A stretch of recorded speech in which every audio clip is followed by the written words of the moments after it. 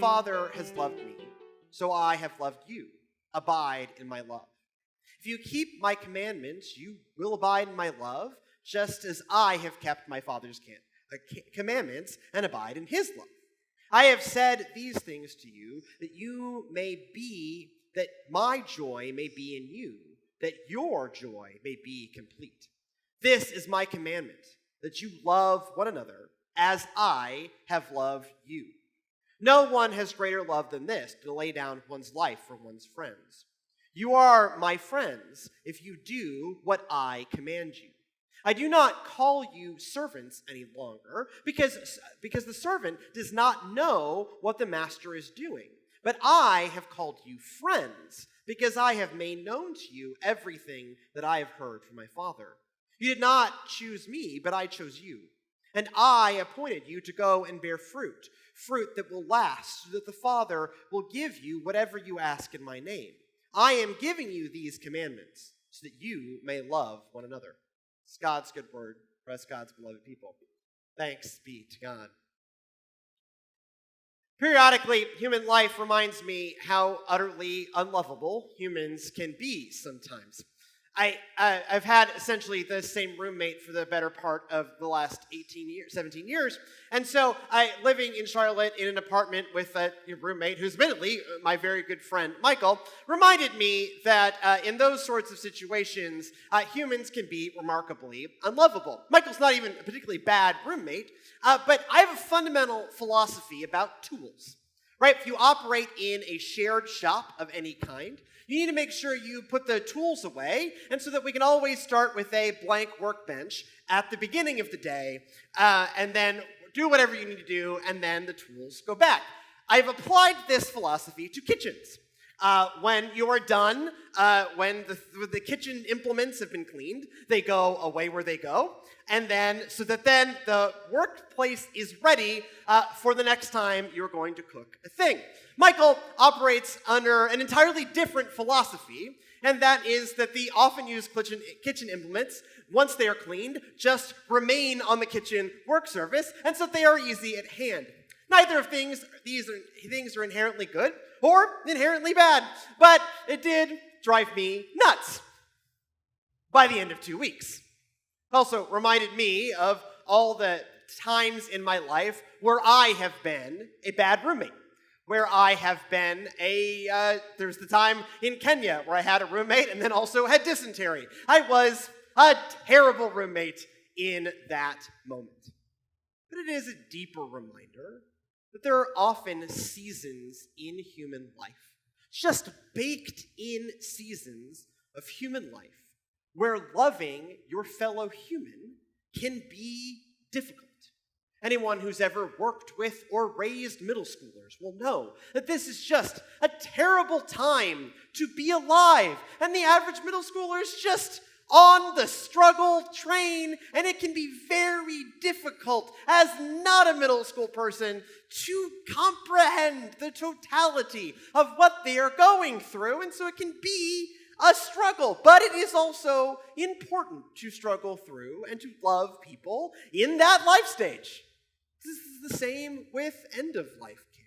This is the same when you have to go from that transition of being the child to a parent to being the caretaker of a parent, right? It's not middle school. I just taught middle school. That's the one most relevant always to my mind. There are a lot of life stages where it is difficult to love the humans even in your life. And that is why, to my mind, love is a commandment and not an option. We call this the love commandment. And this is not a bad name for it. It is a commandment to love. That love is not an optional thing. If you look at the 10 Commandments, the 10 Commandments really break down to this is what it means to love God. This is what it means to love the people around you. That you don't run off with your friend's wife, that you don't steal your friend's stuff, that you don't murder your friend, that you honor your familial commitments, that you tell the truth in public so that you don't lead to the degradation of your society, right? It's really a baseline of how to love people, which is largely, don't harm people. But it is a conversation, an actualization, a description of what it is to love and care for. And it is phrased as non-optional. It is a commandment. And at the heart of a commandment isn't optional. It isn't optional and is inconvenient. A commandment is an deliberately inconvenient obligation that we commit ourselves to something that is not easy, but is hard and important. If you look at some of the biblical heroes, I think a lot, when we think about commandments and living commandments when they're inconvenient, we've got to talk about Joseph, talk about Esther, talk about Daniel, you talk about Shadrach, Meshach, and Abednego, our friends with fun names. All of those stories, at their heart, are in an environment where people do not respect God. They honor God's commandments anyways, even though it is incredibly inconvenient, and thus become examples of what it means to be a follower of God, right? Take Esther, for instance. I named a child Esther for a reason. She is very beautiful and very well-placed. She is in the harem of the king. The king is about to kill all of her people, but probably it's not going to kill her. And her uncle Mordecai writes her and says, hey, you should help with this. You should help with this because you have a commitment, an obligation to your people to stand up and save them. And God's going to save them anyways, but maybe not you and your family, but you need to step up and honor this obligation. And she does, right? And she says, if I perish, I perish. And she goes in and she becomes a part of saving her people.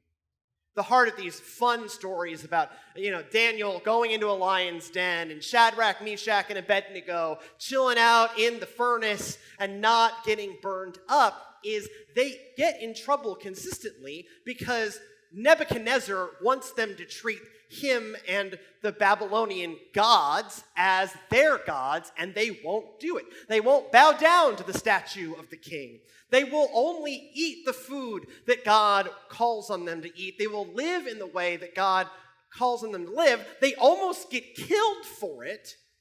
God protects them, and they become the heroes. The heart of those stories, you see, God has given a commandment. It is inconvenient. It is an inconvenient obligation that we commit ourselves to. And by keeping those commandments, that is what it means to be God's people. The Christian tradition, as Pastor Emily talked about last week, we are grounded in God's love. That God loved us first. God loved us so much that Jesus goes to a cross, dies, and rises from the dead, all for our sakes. Now here in John 15, this is nestled into the discourse where Jesus is trying to cram the disciples' head full of as much theological knowledge as possible. Here, this is in the Last Supper discourse in John. And so Jesus is, again, cramming their heads full for the final exam. This is probably not the first time he has said these things. We don't know. But John basically has a very long lecture that is the Last Supper. And so again, we're cramming. Jesus is cramming their head full. In chapter 14, he's just talked about, hey, the Holy Spirit's going to come and help you. And so rising to this obligation of love is not something they have to do on their own. He immediately after that goes into the, hey, you are expected to bear fruit. The branches that don't bear fruit, they get trimmed and cast into the fire. So at some point, there's like an active response. Peace, this life of faith. And so here in the second half of John 15, Jesus phrases it as a commandment to love. To love others, to love one another, to be a loving presence in the world. That if we want, we have these great songs, I am a friend of God, right? Oh, what a friend we have in Jesus. Okay, great, yes, you have a friend in Jesus. And so to be Jesus' friend, what Jesus calls on us to do is to love. Now, this sounds transactional. It is simply because Jesus is talking about a Greco-Roman idea of friendship, not modern 21st century human squishy friendship, right? Where it's like, oh, it's about the things I feel. Ancient world, really less concerned about what you feel and a lot more concerned about what you do. So friendship in the ancient world, and certainly in the time in which Jesus is speaking and John is writing, it was about making a formal obligation to someone. To say, if you are my friend, I will obligate myself on your behalf to inconvenience myself on your behalf. I will do things for you because I have chosen to obligate myself to you. Jesus leads by example, by going on the cross, right? Jesus obligates himself to us. Jesus goes through something incredibly inconvenient, being tortured to death by the Romans on our behalf. And so Jesus committed himself to be our friend in the Greco-Roman sense. Jesus probably also loves us and has squishy feelings about us. Probably not always. We have lovely instances where Jesus gets annoyed at the disciples, and so there's a broad range of emotion. That's not about Jesus' emotions. It's about Jesus' actions. What makes Jesus our friend in the Greco-Roman sense is that he obligated himself to us in an incredibly inconvenient way.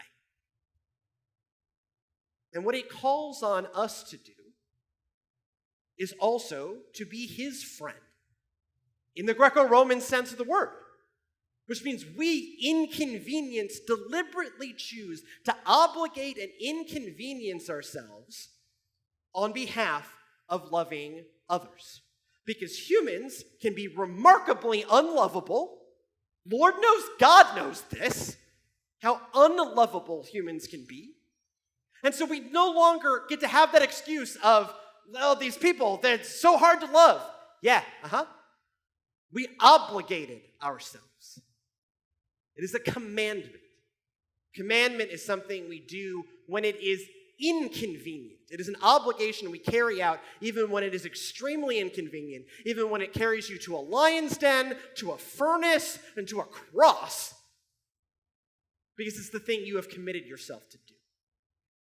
So when we say that love is a commandment, we must look at what other people following the commandments have been willing to do for the sake of those commandments. And understand the deep and profound obligation that we willingly take on to inconvenience ourselves on behalf of others.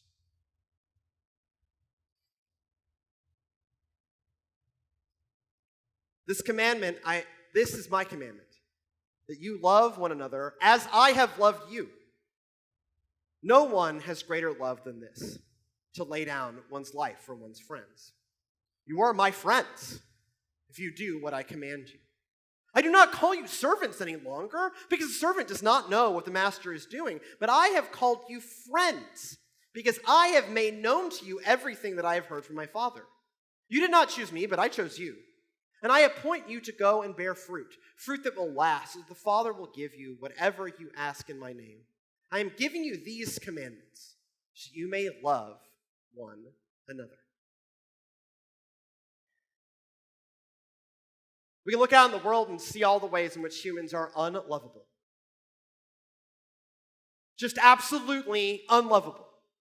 Or we look out at the world in the way that news is wired these days, you're just going to see things that are going to outrage you about how terrible humans are. And you can pick which actions you think make the humans terrible. It's the horrific nature of the modern world. Pick whatever actions you think make these humans terrible. You'll most likely disagree with someone else in this room. That's also the point. Look out at the world, how terrible we think humans are. And largely, we're probably right. Humans can be real terrible. Humans, including ourselves, are incredibly unlovable creatures. We are willful, we are mean, we are self-interested, we are inconsiderate, we are willing to obliterate others on behalf of our own self-interest, our own beliefs, our own whatever, right? We ended up in this mess of a world for a reason, and it wasn't because God didn't tell us to do otherwise. Yes, they are all like that. Whatever camp you're in, and you think the other camp is like that, also they think the same thing of you, right? It's the real messy nature of humans. But we're all right. We're all correct about the state of humanity. Largely unlovable a good chunk of the time. Yeah, absolutely. We can talk about it in terms of sin and fall short of their glory. We can talk about crimes against humanity. We can talk about the just petty junk of social media. It doesn't matter. It's all terrible. Without God's grace, we're all unredeemable messes. And so when we look out at a world of unredeemable messes, when we look at our families and see unredeemable messes, when we look in the mirror and see an unredeemable mess, you're right. You're right. Whatever side you think is terrible, they are terrible. And so are you.